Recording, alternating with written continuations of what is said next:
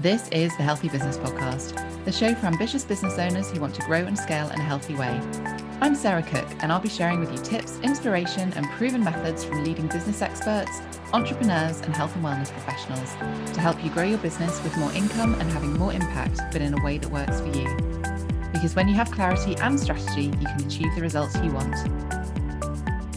Hello and welcome to today's episode of the Healthy Business Podcast. I'm joined by the wonderful Chrissie Wright, which I am super excited to be having this conversation. I know it's going to be an amazing one, knowing Chrissie for, probably about a year and a half now, I think. We connected in different ways, and she is just amazing with talking about habits, how we can break those, how we make them, really creating that path to freedom, and how we can reframe lots of things that have happened in our journeys, our experiences, to really help us live a happy and successful life and business in the way that we choose. So Chrissie, thank you for joining me today. You're so welcome, Sarah. Thank you for having me. Can't wait to see where this leads. Oh, I'm super excited. I know your backstory and we will delve into that a little bit more shortly, but I suppose with all of my guests, to where I start is asking the question, what a healthy business means to you. So I would love your take on this, especially knowing where you're coming from and the things that you talk about and help people with. Oh, it's funny actually, because even in the intro, you mentioned reframing and freedom and things like that. And it's like, that is exactly where I think a healthy business is. I think that you have to have an understanding of your values and live those core values. And I think doing it with your team as well, if you have a team, bring them into it. And my core values are freedom, health, and community. And when you mentioned freedom, I was like, oh yeah, that's one for me. So I think living those core values congruently and totally open and honestly, because it leads to so many other things. So for the freedom element, it's freedom of, whether it's financial freedom, and that's your profits and setting goals and reaching them goals, but making them that they're effective, and they're not just short-term goals, they're long-term goals. And in the long-term goals, that's the amount of people that you can actually reach when you are doing your business. So for me, it's all the women and the teenage girls. It's me reaching out to them and getting them all in a place of, right, okay, we can help you and we can guide you do this. So therefore, that's the financial freedom. It's the freedom for them to escape from their unhealthy habits. So there's a lot of things like that. And along with the community, it's accessing the community. And I think that's pretty much how I would look at as a healthy business. Mind, body, and soul. I'm all about that. You can't have one without the other. So that's how I look at it. So many that answers your answer. Yeah, so many already golden nuggets in there. I love it. Yeah. I think it's so important, isn't it? Those values that you talk about, they are individual to all of us, and those are almost some things that we can't change because they are inherent to who we are and the type of person that we are. And I think, you talked a lot about honesty and transparency, and I feel like especially in the social media world that we currently live in, there is a lot of smoke and mirrors, and there's a lot of people would say that they're being transparent, or they would say that they live with integrity, but actually the stuff that they're putting out there and then how you get to know them behind the scenes isn't necessarily there. And that integrity piece, that honesty, transparency, is something that is so dear to me, and probably why we connected, because I think we have very similar values from that side. And I think that then transpires into the impact that you can create, and then the ripple effect that then goes on to. And I know that's something that is huge from your perspective of just, it's not about just helping one person. Yes, that's really important, but actually the knock-on effect of helping that one person, you're not just helping them, you're helping their friends, their families, and that is a huge ripple effect. But if we help several people, then that ripple effect, like, it is literally changing lives, what you do. And that is what I absolutely love, and what I think is really important when we think about things from a business perspective, because most of us have come into business because they want to help people, they care about things, they want to create that impact. And I think actually the most successful people tend to be, from a long-term perspective, those people that aren't in it for a quick buck, that aren't in it to take and take and take from their communities. It's actually about the reverse. How much can you give to the community? Because then, as you say, that's when the finances come from that, rather than the financial goal first. And a lot of what I talk about is that mix of healthy business. It's it's the business, and you can't have one without the other to have a sustainable business. I think it's also important as well to see if, when you're approached by a certain client, see if that client actually fits you and your mold and your business. And again, it is about being honest and thinking, well, actually, I'd love to work with you, but I don't think our energies fit. I don't think this is correct for you right now. And guiding them, not just leaving them there, but guiding them into somebody, well, actually, I think you're more best fit for this company. And again, that's the ripple effect of knowing and building that community in the online world. It's like, okay, you're not right for me, or I'm not right for you. And it's being honest, open and truthful, because you're going to gain more respect that way. The potential client's going to learn, actually, this woman speaks her values. And she's not just leaving me in the lurch. She's guideposting me to someone else who can potentially help me with what I'm needing right now. And like you said, the smoke and mirror thing on social media, I'm all for vulnerability, sharing those vulnerabilities. And sometimes I get pulled up on it, and I just think, do you know what? Vulnerability is an absolute superhuman strength. I class it as one of my superpowers. It's like, okay, this is where I'm at right now, and whether or not that's emotionally, financially, physically, but also my backstory as well. I've massively openly shared about that, much to many people's dismay, but I just think, do you know what? This is me, and this is what makes Habit Breaker, and this is what makes the woman who runs Habit Breaker, and her truths and her values are all encapsulated in that. And I think to find your people, your clients, they have to know where you've come from, where you've been, where you intend on going, and fundamentally, can you help them, and can you see them for who they are and what they are and where they need to be. And I think that is massive. So when you spoke of smoke and mirrors, I was like, hell yeah, everybody knows my warts and all. And I just think it's an important aspect of my business, because it is such it's a delicate, sensitive subject to many. And it's that real authenticity piece, I think, isn't it, of actually getting to know that real person. Let's delve into your backstory, because I know we've kind of talked a little bit about it, but tell me more, for those of people who don't know so much about you or haven't seen you on social media. Tell us how you got into Habit Breaker. Okay, so Habit Breaker was born in 2019, and it came from a place of listening to your gut instinct, listening to your intuition. And I would say I've always been quite intuitive as a child. But as I was growing up as a teenager, certain things happened in my life, and I chose alcohol as a crutch to deal with that. So therefore, alcohol is a massive numbing agent. It numbs down all those emotions. It suppresses all that. All those feels, and obviously intuitive, is that a word, or have I just made that up? Being intuitive is all about the feels and listening to your body, listening to your mind, listening to your soul, and things like that. So I started to drink when I was 14, Sarah, and it led to a 3-decade relationship with alcohol, if not a bit more. So I drank. I've now been sober 3 years. It would have been 4, but I got a little bit cocky, thought I've got this under control, but I hadn't. I could see that cycle and that pattern of behaviours happening again. So developing a drinking habit and a relationship with alcohol at 14, which is so incredibly young, meant I couldn't.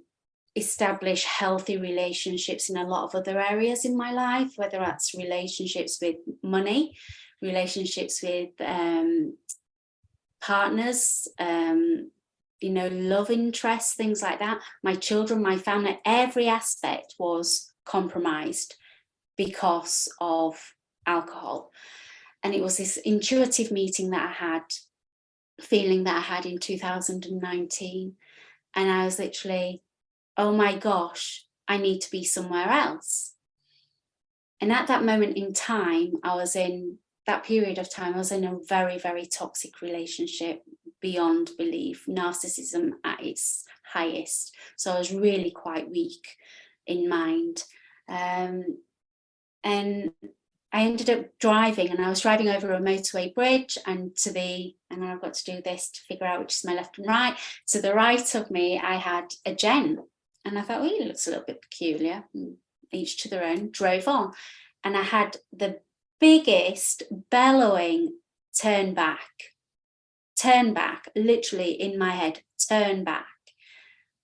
And it was that loud, I could not have ignored it. I had to. So I turned back, and by this point, this chap was over the safeguard railing of a motorway bridge. And it was at that point where I actually didn't think about what I was doing, grabbed him, pulled him over the right way, fortunately, and we sat cradling for about 25 minutes until emergency services came. And everything that he was speaking to me, because I was just listening, everything that he was saying, I was like, oh my goodness, that's me. Oh my God, that's me. Oh, wow, this could be me, was the big thing. And the thing that was probably most scary is there were people passing and nobody saw him. No, and I thought he felt worthless. He felt undervalued. He felt lost. He was an alcoholic. He'd just lost his brother, so he was grieving, and all these things are things that I was feeling. And I thought, what if it was me? What if I wasn't that lucky for someone to see me? Yeah, I would no longer be here on this earth plane. And when he got, obviously I had to give my statement to the police, and then when he got taken away, I came home, had the biggest drink. I don't even know if it was gin or wine or how much, but I remember getting absolutely blottoed that night. Woke the next morning and I thought, I have to change my life. I have to change my life. Phoned the doctors, 3 months waiting list to get on a program. In that time, I thought, right, okay, I'm closing down my business, my events business. I'm setting up a business where I have to help people, because I knew that part of my healing would be serving others and helping others. In what capacity, I had no idea. And then I went away to Bali, set up Habit Breaker, an online business. And, the rest I would say is history. And people say, well, Chrissie, you were his earth angel. You saved this chap.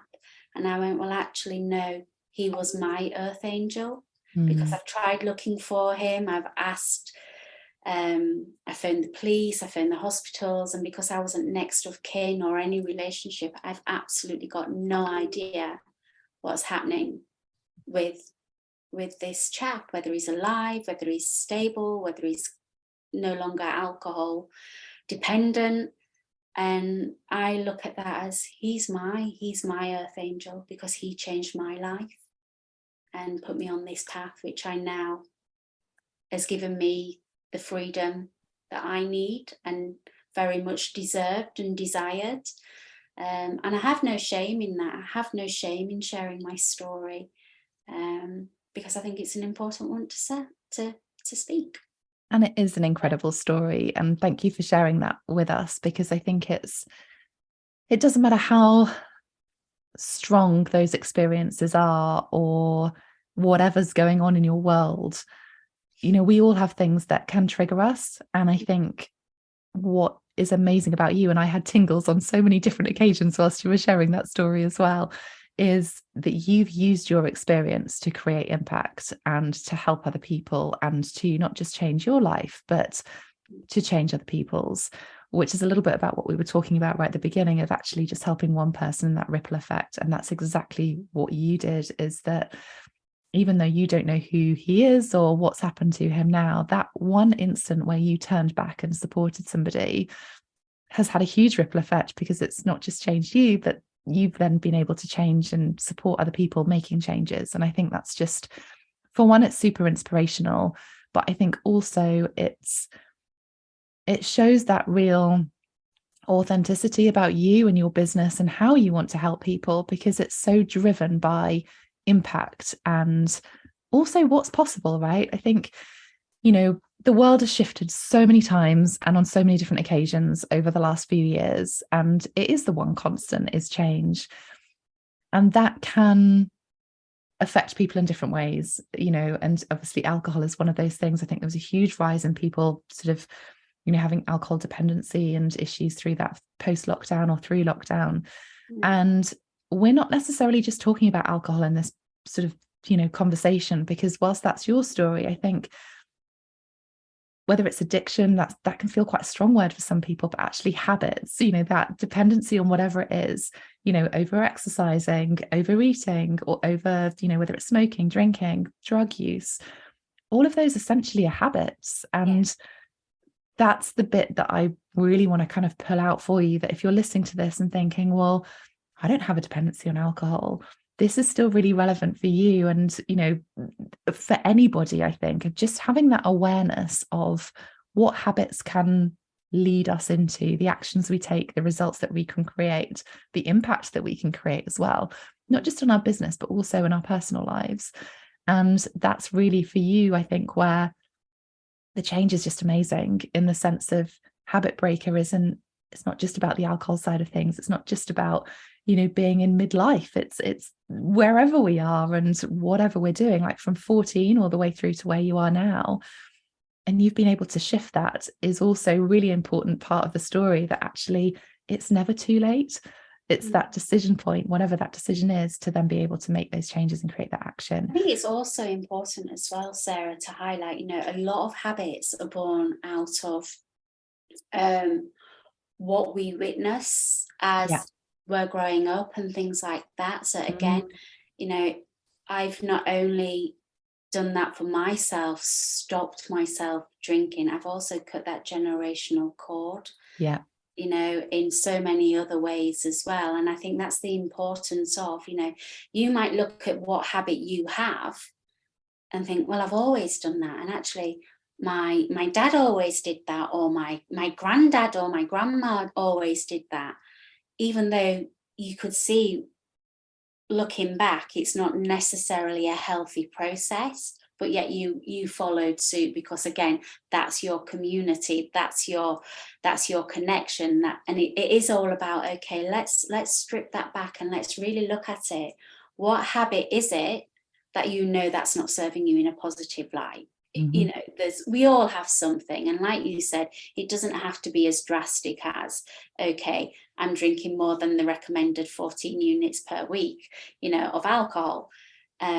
Is that considered a lot? That these are the questions that you need to ask. And I'm not doing 3 hours at the gym on a morning and then doing 3 hours on a night. Is that considered a lot? It's about finding what works for you, finding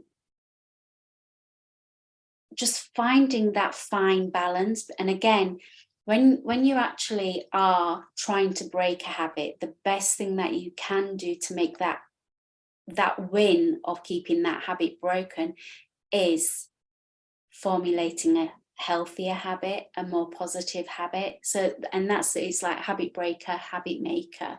You have to do something. You can't just go cold turkey and go, right, okay, I'm just not going to go to the gym, or I'm just not going to eat cake, or I'm not going to have that bottle of wine on a night, because the chances are you're going to slip up along the way. And it's owning those slip ups as well. It's owning that, okay, I'm not going to beat myself up over it, because what's that going to cause? That's just going to cause more anxiety, more stress, more grief, more, oh my gosh, I'm not worthy. And you have all these negative labels that you start piling on yourself.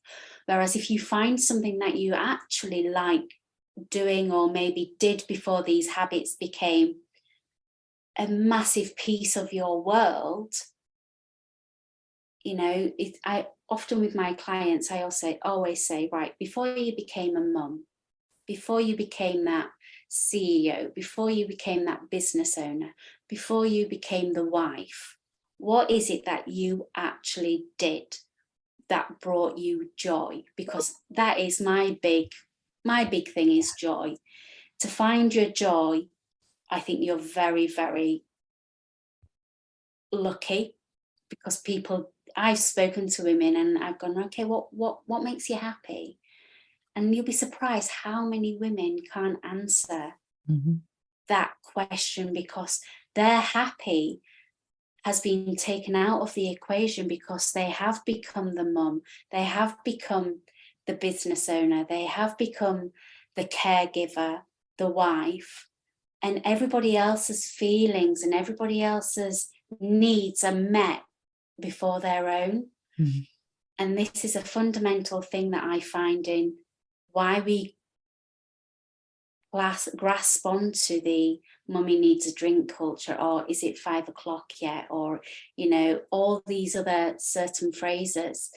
And, you know, I'm not saying everybody, please, I'm not just tarring everybody with this, but a huge percentage of women and men, you know, let's not keep them out of the equation. It's just fundamentally that I work with women, you know, they have all these labels attached to them, that they find it hard to find what brings them joy and what they could incorporate as a new healthy habit.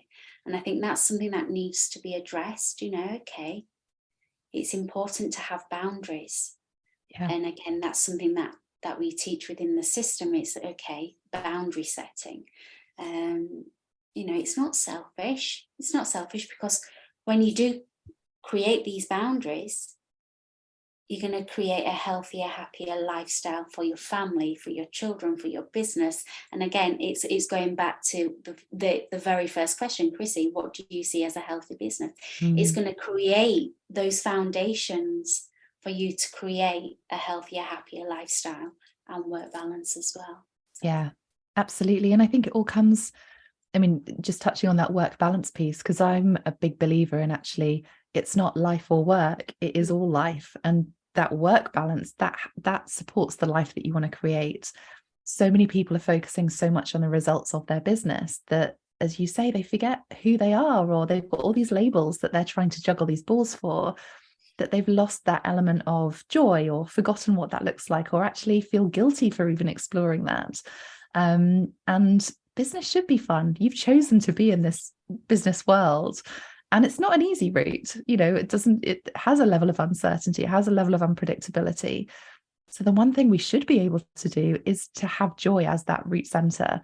But we get so clouded with everything else that's kind of going around, all those shoulds and labels that kind of get put on us by society, that actually it's, as you say, it's stripping that back sometimes and doing that personal work that will then allow you to create more joy, have more happiness, and fuel the success of business, which I think is a really, really important takeaway from this conversation. How do people recognize if you know, habits are not necessarily negative, right? Like, we talk about making habits, we talk about breaking them. Habits aren't necessarily negative. In fact, there are really positive habits that we can have. How can you recognize when a habit starts becoming unhealthy?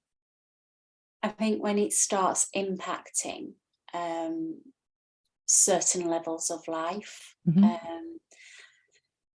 Also, when you start hiding, I think that's the big thing. So when you know, you ask yourself that question: Am I doing this? Why am I doing this? And you know, a lot of the questioning is why. Why do I feel the need to have that drink? Why do I feel the need to? And again, it's creating it's eradicating the fear. It's, you know, it's like, okay, why am I doing that? And then when you start to, notice that you're doing it, and then you're doing it slyly, or you're being a little underhand, or even when people start questioning, are you all right? You're doing, I mean, going back to my situation, I was always the party girl. I was the fun, miss, positivity, life and soul of the party. Inside, I was emotionally crushed. I've mentioned that before to you off air, Sarah. I was literally emotionally crushed, but I kept on putting this facade on. I am happy. I'm Miss Positivity, little Miss Ray of Sunshine, I was called by numerous. And it's like, it's the smoke and mirrors thing. And then when people start saying, Chrissie, you're drinking a little bit too much, I'm like, no, I'm just a party girl. I was living up to that title. Yeah. I was living up to that expectation of me. But deep down, I knew I was drinking too much. I knew my habits were becoming more dangerous because my drinking times became a lot earlier. My risk became a lot higher. So I am absolutely ashamed to say I would drink and I would drive. And that's a massive risk. And most people don't tend to stop until they've had that risk. They've had that, whether or not it's an accident, whether or not it's, and I don't mean anything quite as catastrophic as, you know, drinking and driving and stuff like that. It might be a slip at work, or it might be something, an accident happens, or a health scare or something.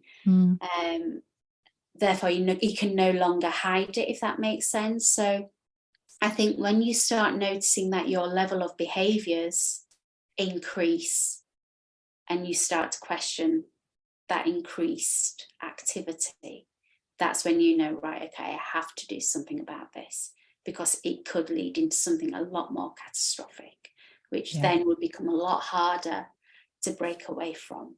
And again, not just alcohol, it could be food, it could be the exercise. You know, we all see exercise as an amazing tool to keep fit, to keep healthy, but if you get on the wrong side of exercise, it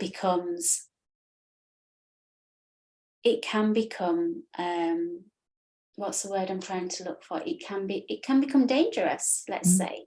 You know, you overexert yourself, you're not eating properly, you're not doing it, it can become that focus. And I think when you're focusing on something so strong and your mind is taken to that, and things are getting left behind, which are as important, that's when you know, right, okay, I need to change something. Yeah, it's that awareness, I guess, isn't it? That it's just not necessarily the mirror reflection put up at you, but almost that awareness of this is causing an impact on something else that I want to be doing, or that I'm not doing, or whatever that looks like. Even the procrastination side of things, that's a habit. You can get into the habit of, oh, I'll do it later, but behind that habit, behind that procrastination might be fear. What's the fear behind you not doing it? You know, and it is about reframing. Okay, what if I did do it? We all know that. Is it Glenda the Good Witch from Wizard of Oz? You know, what if you fly, my dear, or whatever. I can't remember what it is. Off the top of my head. You know, what if you actually fly? What if you actually succeed? And you know, habits. We get up every morning. The first thing we do, or most people do, is right, I can go brush my teeth. That's a habit. That's something that was instilled in us from being a toddler. You know, and we don't bat an eyelid about that. There's some very good positive habits. And I think, you know, to maintain a healthier habit is about looking and addressing who you are as a person, and what person you want to be, and how you want to conduct yourself and hold yourself and aspire, you know, your children, your people around you.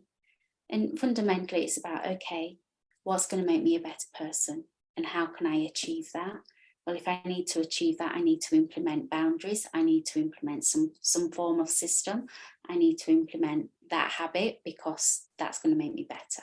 You know, it's all like a chain link. You can see the chain there, look. Yeah, and I think it's breaking that link. It is, isn't it? It's breaking the link, and it's doing it's doing what works for you and what feels good for you as well, because we are all different. We've all got completely different aspirations. We've got different family setups. We've got different goals in life, and none of those are wrong. But we want to make sure that your everyday, your habits are there to support that rather than to pull away from it. And I think, the other thing is, it's okay if you're recognizing this, or any of these things, but you don't have to do it on your own. You don't have to make those changes on your own. And it is hard. It's hard to make changes. It's hard to change those habits, especially when they've been ingrained in us since a little child. And it can even be thoughts like, I speak to a lot of people about imposter syndrome and those thoughts that have become their beliefs, that, that becomes their evidence in everyday life. But actually that's part of a habit as well, as you were talking, that procrastination, that fear, that comes from somewhere. And it's not until we become aware of that we can then start making the right changes for us. You work in an amazing way with helping people and supporting them through those changes. How can people find you if they're listening to this and going, oh my goodness, that's just thrown up a bit of a red flag on this area of my life, or about a habit or something like that? How can people find you, or how do you work with people? Okay, so I work with people online. So I have the company's called Habit Breaker. My website is www.habitbreaker.org. You can go on there and go in, put your details in, and get a newsletter and all things like that. So I fundamentally work on a one-to-one basis or a one-to-many basis on a 12-week program. So what I do is I invite them in, let them know it's a completely safe space. So there's no judgment, there's no,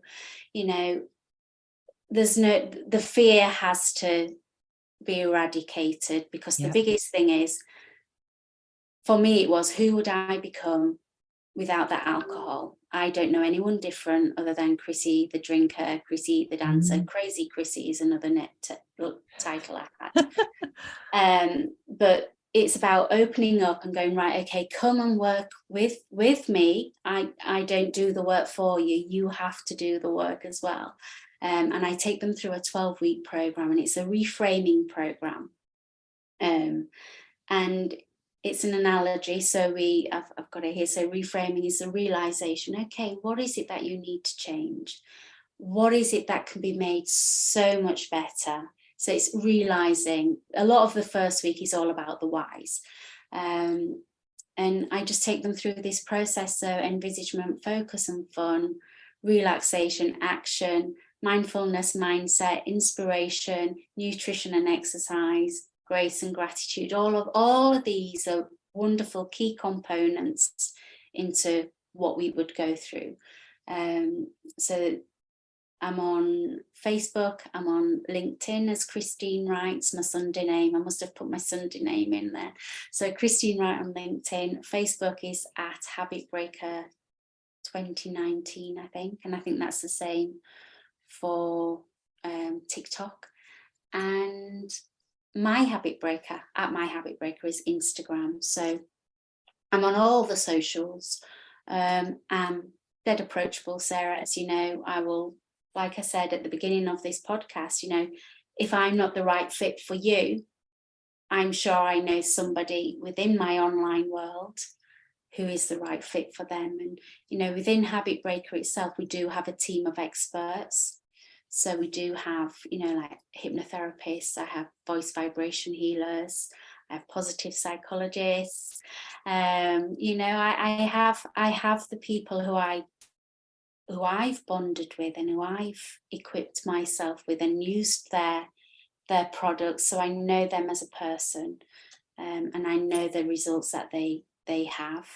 I wouldn't put that out to any of my clients if I didn't know the successes behind my team. So good.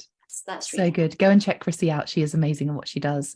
I just want to, before we finish, I want to check in on something there that you said around creating a safe space for the person that you will become when you change a habit, because I think this is a really interesting one, that people stay in that comfort zone, I'm going to call it, because of that fear of change, because they don't know who they're going to become or what that next level looks like, especially if that habit has been ingrained for years. like it was for you for decades, that habit, if that's been there for a long time, that fear of who you will be or how other people will see you can feel really hard to navigate. And this I see a lot that comes up when, especially in business perspective, when people kind of go, well, if I don't set goals, then it doesn't matter if I don't achieve them, because then I'm okay, because I know who I am when I don't achieve those goals.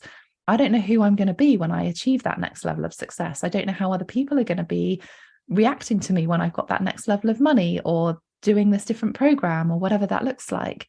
And that can hold us in a comfort zone. But quite often that comfort zone, it gets to that point where it feels unfulfilling. You're not seeing that joy. You're not seeing the happiness. You're not living life in the way that you want to. And it's really important that you have spaces, and you create those from a habit perspective. I create those from a business perspective, of being able to ask those questions, being able to share your experiences and have other people that are going through that experience at a similar time, even if it's a slightly different experience. They're going on that journey of change. No one's doing this on their own. And I think it's just important to recognize that actually, as we change, different things are going to come up from us from a mindset perspective, maybe a health perspective, whatever that looks like. Having the support to navigate that and ask those questions, and all of your amazing resources that you have, is really, really valuable. Like, it's so hard to navigate these things on your own. Absolutely. And again, which is why one of my core values is community. You're not alone. You are not alone. It's no question is a stupid question. No answer is a stupid answer. You know, we are all individual. We all have individual needs. No person coming through my program is the same, because some person's trigger may be completely different to another person's trigger. It's about finding that group of people where you do feel safe and you do feel heard. And that's the thing, you know, I instantly see them. It's like, okay, I see you because I was you. And again, you know, it is, you might be sat there thinking, the person listening to this might be sat there thinking, well, I'm not an alcoholic. I don't drink a lot. I only have that glass of wine on the night when I get home from work, and I have a glass of wine whilst I'm having dinner. Yeah, I see you. I was that person. But I then just carried on taking it to the next level because I didn't have that person to see me and go and hold that space for me and say, Chrissie, what are you doing? Come on, we need to make some positive changes. Because 2 years down the line, where are you going to be at? I got told if I hadn't have stopped drinking, I had COVID. We're going off on a tangent now. I know we were finishing, but I had COVID really bad and I was hospitalized 2 years ago. And the actual nurses said, if you hadn't have stopped drinking, you probably would not have survived. So it's not what's happening to you now, what could happen to you in long term. Yeah. And that's a scary aspect, and that's a scary thought. But, you know, turn it around now. Your life can change. You know, that fear can be turned into fun. That fear can be turned into joy. That fear can be turned into doing dreams that you never thought was possible, you know. And it is a complete habit breaker, is a complete lifestyle change. It's not just break that habit. It is, we go through every aspect lifestyle. So that's because everything is so intrinsic, isn't it? Because that habit has come from somewhere that has linked to something else. And once you start unpeeling that layer, then there are other interconnected ones as well. And then we've got to remake those habits. So I think I've loved this conversation. And I think it's a really important one to have. And I think so many people do shy away from it because they don't want to come across as patronizing or judgmental or anything like that. And that absolutely isn't the purpose of this conversation. It's more just to bring that awareness of, is there anything going on that maybe could be done better? Or is there anything going on that actually you don't enjoy anymore? It doesn't bring you joy. What do we need to, replace that with? And you've got those tools available to you through Chrissie to be able to access that, have that awareness to start with, understand what might be triggering it, and then actually make those changes to support you to live that more joyful, happy life, which is what we're all aiming for, isn't it? Chrissie, thank you so much for joining me. It's been such a valuable conversation, and I always love catching up with you anyway. So if you're listening to this, go check Chrissie out. We've shared the links and they will be in the show notes as well. But I hope you have found this conversation useful and valuable, and I will see you on the next episode. Thank you for joining us.